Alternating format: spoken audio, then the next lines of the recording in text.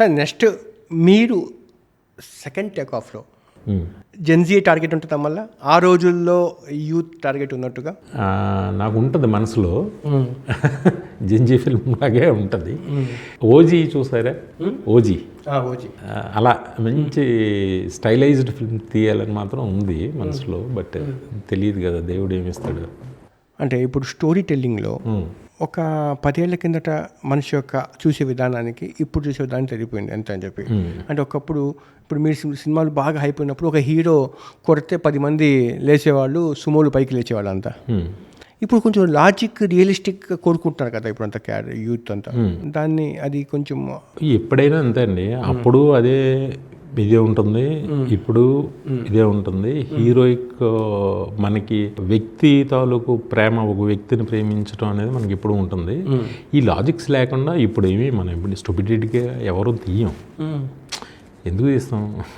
ప్రతి ఒళ్ళు అప్డేట్ అంటే ఎక్కడ వస్తుంది అంటే మంచి కాస్ట్యూమ్స్ బ్యాగ్. ఇప్పుడు ఇంత క్రితం ఏంటంటే ఎలా తీసినా ఏదో లొకేషను ఇది లేదు అది కాకుండా ఇప్పుడు ఏంటంటే క్వాలిటీ ఆఫ్ ది ఫిల్మ్ని ప్రేక్షకులు బాగా ఇష్టపడుతున్నారు. ఇప్పుడు స్పెసిఫిక్గా లైటింగ్ గురించి కూడా మాట్లాడుతున్నారు ఇప్పుడు. సార్ ఇప్పుడు ఓటీటీ యుగం నడుస్తూ ఉంది. ఇప్పుడు థియేటర్కి వెళ్ళి చూసే పరిస్థితి జనాలు ఇంకా ఉంది కదా. ఇంకా అంటే కరోనా తర్వాత ఇంకా అయిపోతుంది, ఇంకా కంప్లీట్ ఓటీటీకి వెళ్ళిపోతాము అన్నట్టుగా అనిపించింది ఒక దశలో. అలా అని కాదండి, పెద్ద హీరోల సినిమాలకి అయితే కంపల్సరీ మంచి వ్యూవర్షిప్ ఉంటుంది. అది మల్టీప్లెక్స్లో చాలా బాగుంటుంది. మల్టీప్లెక్స్ ఎలా అయిపోయిందంటే సినిమా అనేది ఈవెంట్గా మారిపోయింది. మల్టీప్లెక్స్లో చూడాలి అనేది సరదా ఉంది. కాకపోతే సండే సాటర్డే ఎక్కువ ఉంటుంది. మళ్ళీ మండే నుంచి మళ్ళీ తుస్సుమంటున్నాయి అన్నీ.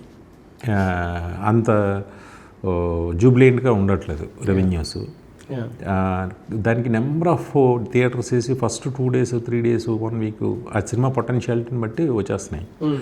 వస్తుంటే డబ్బు విపరీతమైన డబ్బు వచ్చేస్తుందండి. అంటే ఆ నెంబర్స్ వింటుంటే ఏంటి ఇంతంత నెంబర్స్, ఏంటి ఈ నెంబర్స్ అనేలాగా వస్తుంది. అంటే ఆ రోజులు కూడా ఇప్పుడు ఠాగూర్ 35 crores అని చేసిన అప్పుడు అవి గొప్ప. ఇప్పుడు ఏమో అసలు వేల్లో మాట్లాడుతున్నారు కదా. ఏంటి 1000 కోట్లు ఏంటి అన్నట్టుగా ఉంది రెవెన్యూ. ఖర్చు కూడా అలా అయిపోతుంది సార్. నాకు ఒక డౌట్.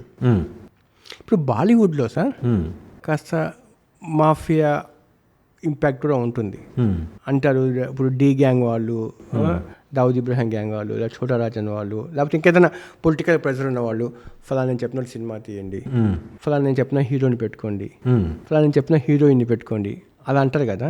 అది ఇప్పుడు కాదు కదా సార్, జమానాలో. నేను రాము గారి ఇంటర్వ్యూ చూసా ఒకటి.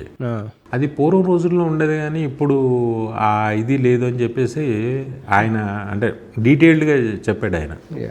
అంటే ఒక టైంలో ఉండేది, ఇప్పుడైతే. టాలీవుడ్లో ఎప్పుడైనా ఉండేది సార్ అలాగా? టాలీవుడ్లో ఎందుకు ఉండదు సార్? ఎప్పుడు